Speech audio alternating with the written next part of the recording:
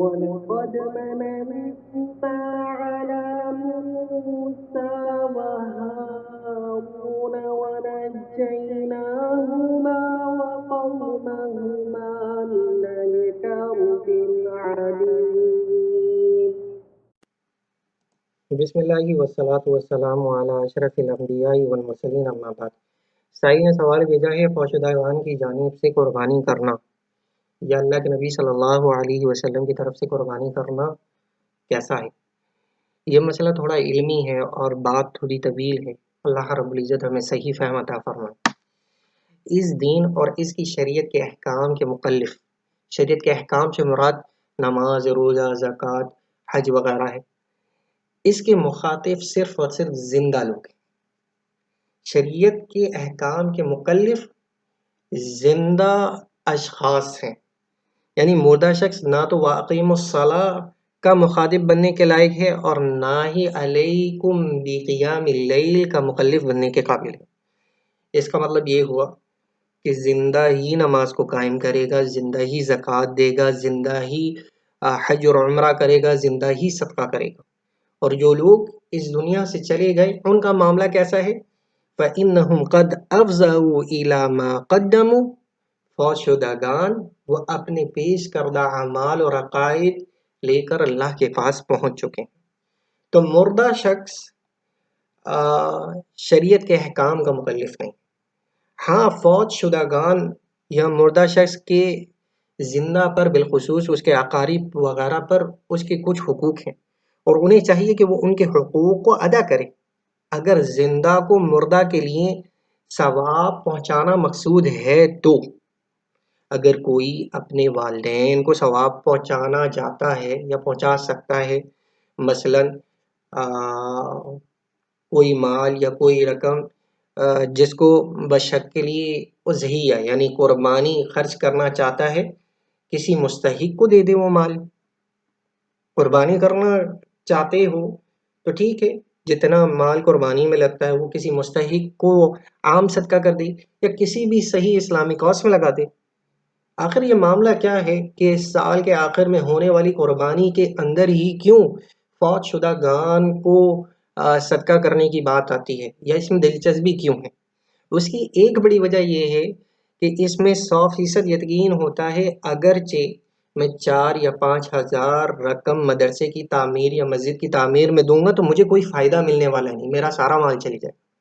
और अगर कुर्बानी की सूरत में मैं फौत शुदा गान के लिए सदका करता हूँ तो इसमें मेरा फ़ायदा ये है कि मैंने खाली नियत करनी है, गोश्त भी मेरे पास रहेगा, उसका खून भी मेरे पास रहेगा, उसकी खाल भी मेरे पास रहेगी। तो उसमें ज़ाती फ़ायदा है, नियत तक बात है। और साथ में दिल को तसल्ली देते हैं साल के आखिर में एक हिस्सा फौत शुदागान के नाम पर डाल के कि हमने अपनी वालिद या वालदा का हक अदा कर दिया। अल्लाह अकबर। अल्लाह रब्बुल इज़्ज़त ऐसी नियतों से हमें महफूज रखे। उज़हिया एक ख़ास इबादत है, यानी कुर्बानी एक ख़ास इबादत है, आम नहीं है। इसे कोई आम सदका ना समझे जैसे आम दिनों में सदका होता है, ये ख़ास सदका है। जैसा कि हदीस में इसकी वजाहत है, अगर किसी ने क़ब्ल सलातुल ईद उज़हिया का जानवर ज़िबह कर दिया तो वो उज़हिया नहीं है, बल्कि वो आम सदका कहलाएगा, बल्कि वो खाने वाले गोश्त है, मसलन गोश्त का बकरा कहलाएगा बस। तो ये इबादत भी ख़ास है और ये सदका भी ख़ास। इसीलिए शेखुल इस्लाम अब्दुल्ला बिन मुबारक रहिमहुल्लाह फरमाते हैं, अहिब्बु इलैया अन युतसद्दक़ अन्हु वला युज़ाह अन्हु व इन ज़ाह फला याकुल मिन्हा शैआ। मेरे नज़दीक पसंदीदा बात यह है कि मैयत की तरफ से मुतलक्कन सदका किया जाए और कुर्बानी ना की जाए। और अगर कोई कुर्बानी कर दे तो इसमें कुछ भी ना खाए बल्कि सारा का सारा गोश्त सदका कर दे।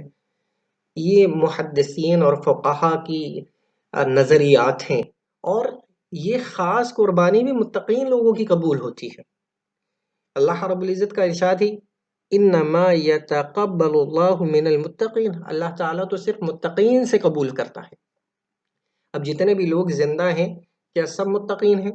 जितने भी लोग जिंदा हैं क्या सबके माल हलाल पैसों पर है? जितने भी लोग हैं क्या ये रियाकारी से बचे हुए हैं? यहाँ ज़िंदगी कुर्बानी के कबूल का बड़ा मामला बना हुआ है। और फिर अगर फौजशुदा ना नमाजी हो, ना वो मुत्तकी हो, ना उसमें अहकाम शरिया पर अमल करने वाली कोई चीज़ हो, और आप उसकी तरफ से कुर्बानी कबूल करने के लिए लगे हुए हैं, वल्लाहु आलम, अल्लाह रब्बुल इज़्ज़त बेनमाजी या जिसमें तकवा नहीं है, ऐसे फौजशुदा शख्स के लिए आपकी कुर्बानी कबूल करेगा भी कि नहीं करेगा, वल्लाहु आलम। इसीलिए यही वजह है कि सालेह बिन हुसैमीन रहिमहुमुल्लाह का कहना है, असल तो यही है कि कुर्बानी करना जिंदा लोगों के हक में मशरूत है, जैसा कि नबी सल्लल्लाहु अलैहि वसल्लम और उनके सहाबा कराम अपने और अपने अहलो अयाल की जानिब से कुर्बानी किया करते थे। और जो कुछ लोग ये गुमान करते हैं कि कुर्बानी फौज शुदागान के साथ खास है, तो इसकी कोई असल मौजूद नहीं, यानी कोई सही रिवायत मौजूद ही नहीं है। जितनी भी रिवायतें पेश की जाती हैं वो पाए सबूत को पहुंचती नहीं। जैसे अबू राफ़े रज़ी अल्लाह अन्हु की रिवायत वगैरह पेश करते हैं कि अल्लाह के नबी सल्लल्लाहु अलैहि वसल्लम ने दो बड़े मोटे ताज़े हिंडे की कुर्बानी की। एक अपनी उम्मत के उन लोगों की तरफ से जो अल्लाह के रसूल सल्लल्लाहु अलैहि वसल्लम पर ईमान लाए, अल्लाह के वसल्लम अल्लाह पर उस पे गवाही दी, और दूसरी अपनी आल की तरफ से। ये मुस्नद अहमद वगैरह की रिवायत है। इस रिवायत में अब्दुल्ला बिन मोहम्मद बिन अकील ये रावी सिखा रावी नहीं है, जिसकी वजह से ये रिवायत ज़ईफ़ है। और उसूल ये है कि ज़ईफ़ रिवायत से इबादत साबित नहीं होती। ज़ईफ़ रिवायत की बुनियाद पर इबादत नहीं करते, ज़ईफ़ रिवायत हुज्जत नहीं होती।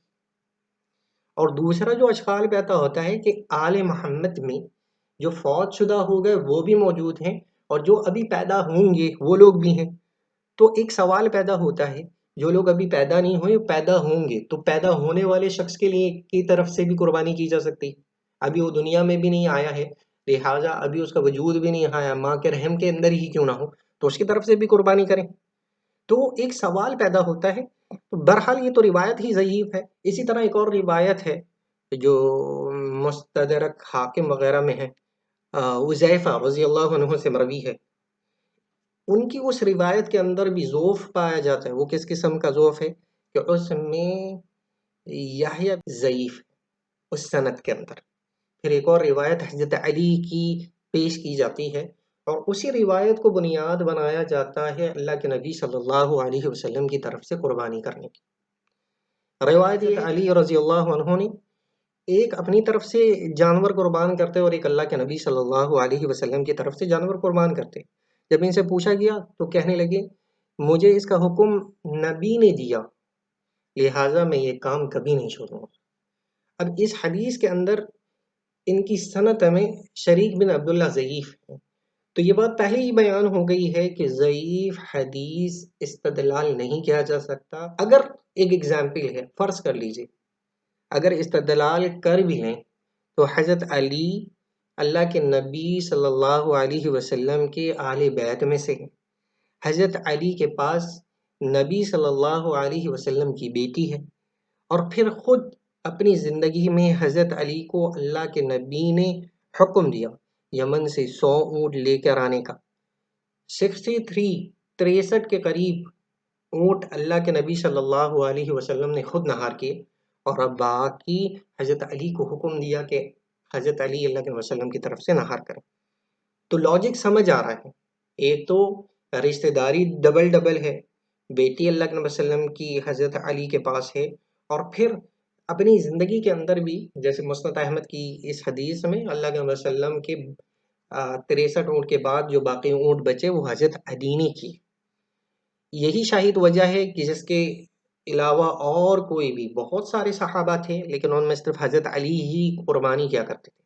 अब जो लोग इसको दलील बनाते हैं उनसे सवाल ये पैदा होता है कि भाई आप अल्लाह के नबी सल्लल्लाहु अलैहि वसल्लम की तरफ से कुर्बानी करना चाहते हैं, तो क्या आप उनके घराने से हैं, या अल्लाह के नबी सल्लल्लाहु अलैहि वसल्लम ने अपनी ज़िंदगी में आपको हुक्म दिया, या वसीयत करके गए आपके लिए। बात वाज़ेह है ना, ना तो आप असलन अल्लाह के नबी वसल्लम के घराने से हैं, ना ही कोई वाज़ेह हदीस अल्लाह के नबी वसल्लम की वसीयत की मिलती है। जैसे मिसवाक करने का हुक्म अल्लाह के नबी वसल्लम ने दिया, औरतों के साथ हुस्न सलूक करने का हुक्म अल्लाह के नबी वसल्लम, ऐसी कोई हदीस भी नहीं मिलती कि जिसमें अल्लाह के वसल्लम ने हुक्म दिया हो कि मेरी तरफ से कुर्बानी की जाए, तो अल्लाह के वसल्लम की ना कोई वसीयत आम उम्मती के लिए मिलती है। वल्लाहु आलम। तो इस बात से ये बात तो वाज़ेह हो गई कि अल्लाह के नबी सल्लल्लाहु अलैहि वसल्लम की तरफ से कुर्बानी नहीं की जाएगी। लेकिन जितनी भी कुर्बानियाँ हो रही हैं, उन सब का सवाब अल्लाह के नबी सल्लल्लाहु अलैहि वसल्लम को मिलेगा। कैसे मिलेगा? क्योंकि अल्लाह के नबी सल्लल्लाहु अलैहि वसल्लम रहबर रहनुमा थे। उन्होंने खैर की दावत दी और खैर की दावत पर हमने अमल करते हुए कुर्बानी की। इस वजह से हमारे हर खैर के काम पर नबी सल्लल्लाहु अलैहि वसल्लम को ज़रूर सवाब मिलेगा। तो परेशान होने की ज़रूरत ही नहीं है। इनडायरेक्टली आप जितनी भी कुर्बानी कर रहे हैं, उसका सवाब अल्लाह के नबी वसल्लम को जा रहा है। लेकिन ख़ास तौर पे कोई ख़ास हिस्सा अल्लाह के नबी वसल्लम की तरफ कर देना, ऐसी कोई दलील सही हदीस मिलती नहीं है जिसकी वजाहत आपके सामने कर सकें। इन तमाम बातों का खुलासा क्या निकला? इन तमाम बातों का खुलासा 3 चीज़ें निकली, 3 किस्म। पहली किस्म फौज शुदा की जानिब से कुर्बानी करने की ये है कि ज़िंदा के ताबे हो और इनकी जानिब से कुर्बानी की जाए। मसलन कोई शख्स अपनी और अपने अहलो अयाल की जानिब से कुर्बानी करे, यानी अपनी फैमिली की तरफ से, और इसमें वो ज़िंदा और फौज शुदा की नीयत कर ले तो ये जायज़ है। जब आप अपने अहलो अयाल की तरफ से कुर्बानी करेंगे तो उसमें वो लोग भी शामिल हो जाएंगे जो जिंदा हैं और वो लोग भी शामिल हो जाएंगे जो फौत शुदा हैं, दुनिया से जा चुके हैं। इसकी दलील नबी सल्लल्लाहु अलैहि वसल्लम की कुर्बानी है जो उन्होंने अपनी और अपने अहलो अयाल की जानिब से की थी, और इनके अहलो अयाल में कुछ तो पहले फौत हो चुके थे और बाकी लोग जिंदा थे। दूसरी किस्म ये कि फौत शुदा की जानिब से इनकी वसीहत पर अमल करते हुए कुर्बानी की जाए, यानी कोई शख्स अपनी वसीहत में ये बात तय कर दे कि मेरी तरफ से कुर्बानी करना। अब क्योंकि वसीहत है तो इस पर अमल करना पड़ेगा, और ऐसे शख्स को इजाज़त है कि वसीहत के एतबार से वो कुर्बानी करे। जैसे अल्लाह रब्बुल इज़्ज़त का फरमान है, तो जो कोई भी वसीहत सुनने के बाद तब्दील करेगा तो इसका गुनाह इस पर है जो इसे तब्दील करे, यकीनन अल्लाह सुनने वाला और जानने वाला है। तो ववाहत हो गई दो किस्म, एक तो अहलो अयाल की नीयत के साथ कुर्बानी करें, इसमें आपके जिंदा और फौत शुदा दोनों शामिल हो जाते हैं। दूसरा ये कि अगर किसी को वसीहत की जाए तो फिर वो वसीहत पर अमल करते हुए अपने फौत शुदा लोगों के साथ कुर्बानी कर सकता। तीसरी किस्म, इसी के ऊपर हमारी सारी बहस चल रही थी, वो ये है कि ज़िंदा लोगों से अलहदा और मुस्तकिल तौर पर फौत शुदा की जानिब से कुर्बानी की जाए, वो इस तरह के वालिद की जानिब से अलहदा, वालदा की जानिब से अलहदा और मुस्तकिल कुर्बानी की जाए, ये जायज़ सिर्फ़ और सिर्फ़ हनाबिला के नज़दीक है। जो फ़ुक़हा हनाबिला हैं, उनके नज़दीक ये बात जायज़ है कि एक ख़ास कुर्बानी और एक ख़ास हिस्सा फौत शुदा की तरफ से कर दिया जाए। इससे इसे फौत शुदा को फ़ायदा होगा, और उन्होंने इसे आम सदक़े पर क़ियास किया है। जैसे आम सदका फौत शुदा की तरफ से किया जा सकता है, इस तरह ये भी किया जा सकता है। हालांकि ये बात आप पर वाज़ेह हो चुकी है कि ये आम सदका नहीं है, बल्कि ये ख़ास सदका है और ख़ास अमल है। बहरहाल हमारे नज़दीक फौत शुदागान के लिए कुर्बानी की तख़सीस सुन्नत तरीक़ा नहीं है, क्योंकि नबी सल्लल्लाहु अलैहि वसल्लम ने अपनी फौत शुदागान में बिलखुसूस किसी एक की जानिब से भी कोई कुर्बानी नहीं की। ना तो उन्होंने अपने चचा हमज़ा रज़ी अल्लाह अन्हु की जानिब से की, हालांकि वो उनके सबसे ज़्यादा अज़ीज़ अकारिब में से थे, और ना ही अपनी प्यारी बीवी अम्मी खतीजा की तरफ से जानवर को कुर्बान किया। वल्लाहु आलम, हादा मा इंदी।